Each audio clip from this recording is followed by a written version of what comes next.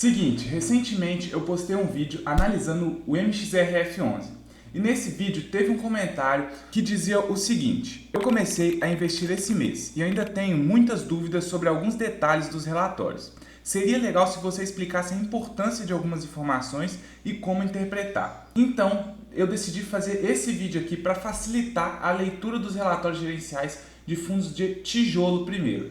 Vamos começar pelos fundos de tijolo e depois a gente vai para os fundos de papel, que são um pouco mais complexos. Então eu vou detalhar para vocês, vou colocar os tópicos mais importantes que você tem que ver no relatório gerencial de um fundo de tijolo e vou destrinchar esses tópicos. Então fica até o final do vídeo que você vai aprender com muita facilidade a interpretar, a entender, a saber quais informações buscar num relatório gerencial de um fundo de tijolo. Bom, alguns tópicos que a gente tem que analisar aqui no fundo de tijolo é a qualidade dos ativos dele, que seriam ali os imóveis deles, a qualidade dos inquilinos, a capacidade de gerar renda, a qualidade da gestão, a vacância física e financeira, a alavancagem, o prazo médio de vencimento dos contratos, que normalmente eles colocam como WALT ou VALT, padrão de distribuição de dividendos, se o dividendo está ali caindo, se ele está decrescente, se ele está crescente, se ele está estável. Se o fundo teve um resultado maior ou menor do que o que ele distribuiu naquele mês ou durante um período, por exemplo, se ele gerou mais do que ele distribuiu dentro de um ano, de 2024, por exemplo, ou se ele acabou gerando menos do que distribuiu, ou seja, ele teve que consumir caixa para poder distribuir o dividendo, que é um sinal vermelho, mas eu já vou explicar melhor para vocês. E por último, o preço. Bom, vamos começar ali pela qualidade dos ativos. Quando eu falo qualidade dos ativos, eu estou falando dos imóveis do fundo. O que você tem que olhar no portfólio de imóveis do fundo imobiliário de tijolo? Isso vai variar de acordo aí com o segmento dele, mas eu vou falar ali num geral. É muito importante você olhar a vacância física desse fundo. O que é a vacância física? É a porcentagem que esse fundo está não locado. Ou seja, quantos por cento que não tem inquilino ali por metro quadrado. Então vamos dar um exemplo aí de um shopping. A vacância física do shopping é como se, sabe aquelas lojas vazias que você vê quando você entra no shopping? Tem várias lojas alugadas para Nike, Centauro, tem várias lojas e tem algumas ali que estão vazias. Essa loja vazia compõe a porcentagem de vacância física daquele shopping. E a vacância física do fundo imobiliário de tijolo, ele é uma média da vacância física dos imóveis dele. Então, quanto mais vacância física, pior, porque quanto mais vacância física, menos locados estão seus imóveis, então menos receita para você. Bom, outra coisa muito importante para se analisar nos imóveis é a localização deles. Vou dar um exemplo aqui do setor de lajes corporativas. Você não vai querer uma laje corporativa, né, um escritório. Nos escritórios você vai buscar regiões muito boas, como por exemplo a Faria Lima, que é uma avenida ali muito conhecida, né, por ter seus escritórios gigantes, aqueles prédios bonitos. Então o aluguel lá é muito caro, então você vai querer ter imóveis ali, porque o aluguel é muito caro e também é muito difícil de não estar locado, porque é uma localização muito boa e também são imóveis muito bons, que a gente vai entrar nisso agora também, no padrão construtivo. Você tem que olhar se o padrão de construção dos imóveis são bons. Você pode olhar isso em alguns fundos que eles mostram o rating desses imóveis. Tem lá rating AAA, rating AA, B+, B, BB. Então, tem alguns relatórios gerenciais que eles te mostram esses ratings. Mas se não mostrar também, a maioria mostra uma fotinha dos imóveis, tem como você entrar dentro do imóvel por um videozinho que alguns colocam. Então tem como você ver realmente esse imóvel para ver se é um padrão construtivo bom. Então, com um padrão construtivo bom e uma localização boa, é muito mais fácil você encontrar inquilinos. Então a chance da vacância desse imóvel ficar alta é baixa. Outra coisa que é importante dentro de imóveis ainda é a diversificação, ou seja, a quantidade de imóveis que esse fundo tem. Se ele tem um imóvel, por exemplo, e esse imóvel dá um problema, a receita dele vai a zero e você para de receber rendimento.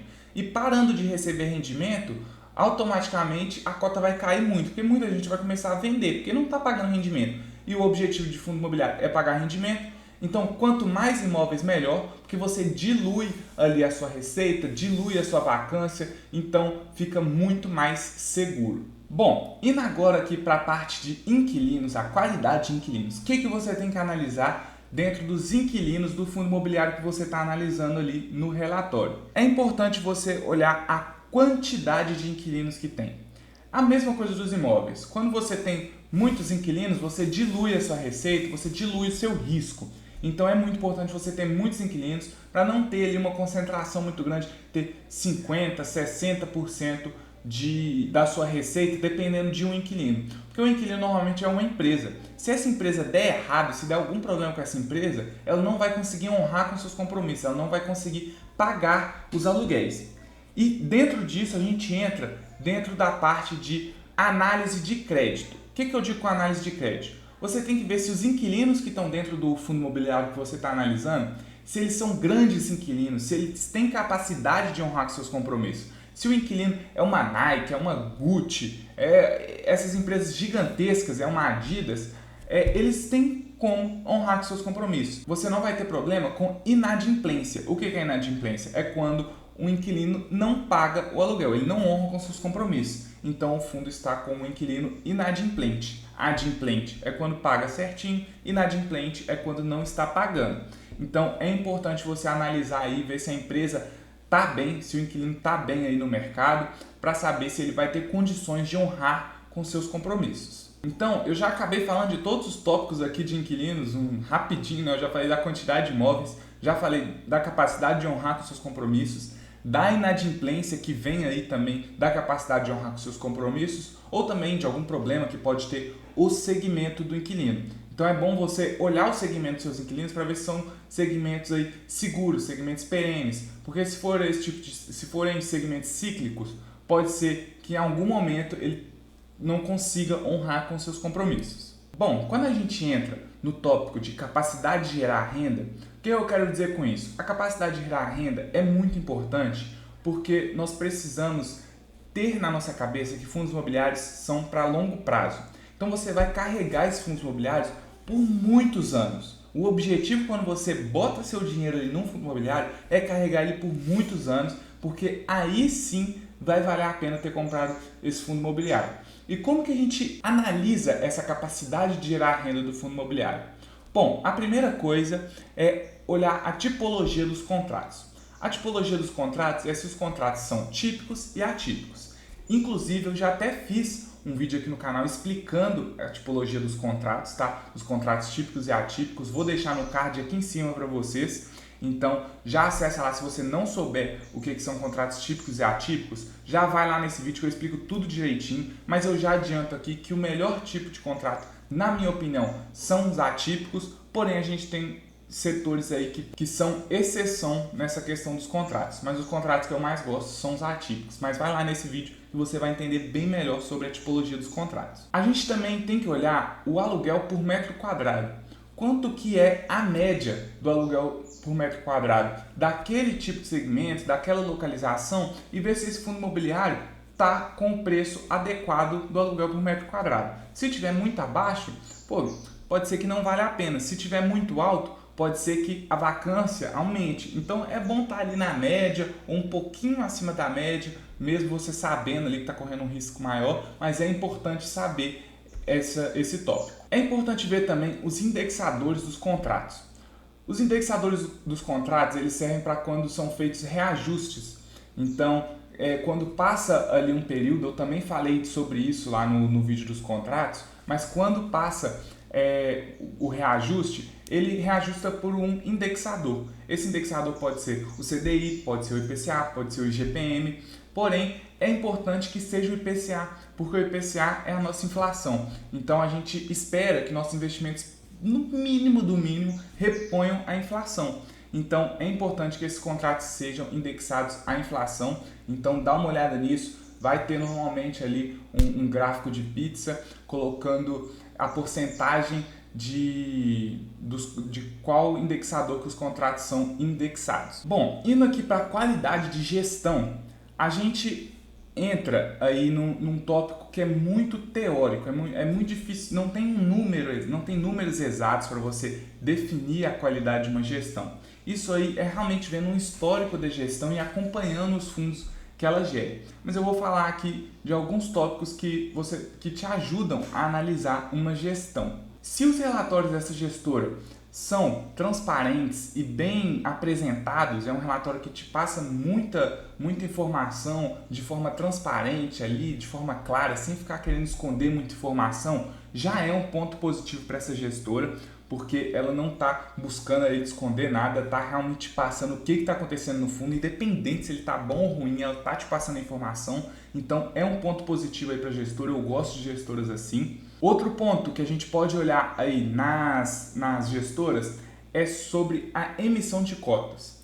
Quando o fundo imobiliário ele vai emitir as cotas, a gestora já tem um pipeline ali, já tem uma programação de como ela vai alocar os recursos dessa emissão, já está ali tudo descrito, ela passou para o cotista o que ela vai fazer com o dinheiro que ela está arrecadando? Se sim, outro ponto positivo para a gestão. Se não, tem algum problema aí, ela está emitindo cotas e não está nem falando o que ela vai fazer com o dinheiro, então já é um alerta aí para esse tipo de gestora. Outro ponto que a gente pode analisar sobre a gestão é a manutenção de portfólio. O que é manutenção de portfólio? É a compra e venda de ativos.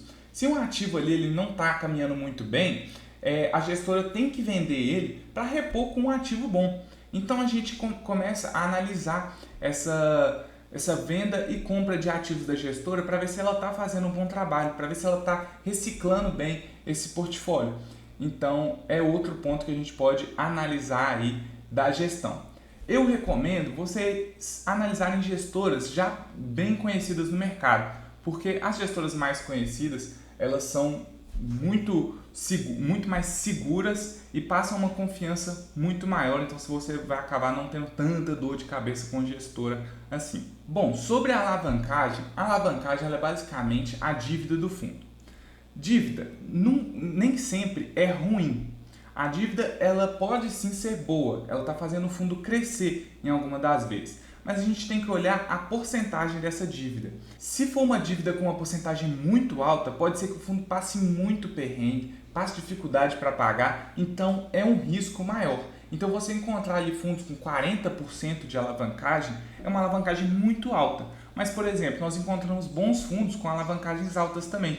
Por exemplo, o TRXF11, que foi um fundo que eu analisei há pouco tempo, vou deixar aqui no card também, foi um fundo que eu analisei há pouquíssimo tempo aí, ele está com 30% de alavancagem, porém é um fundo muito bom. Então a gente precisa de analisar o porquê que ele está com essa alavancagem, porquê que ele fez essa dívida tão alta. Então é um ponto aí para você analisar também dentro do seu relatório gerencial. Como eu já tinha falado anteriormente sobre o resultado do fundo, a gente tem sempre que analisar na DRE do relatório gerencial se o fundo ele está gerando mais resultado do que pagando em dividendo. Porque se ele está pagando mais do que ele está distribuindo, ele está consumindo caixa. Então é um ponto negativo. Se for um período muito longo que ele está pagando mais do que ele está gerando, pode saber que ele vai reduzir seus dividendos, porque ele não vai ter condição de continuar pagando o dividendo que ele está pagando no momento, porque ele está pagando mais do que ele está conseguindo ter de lucro.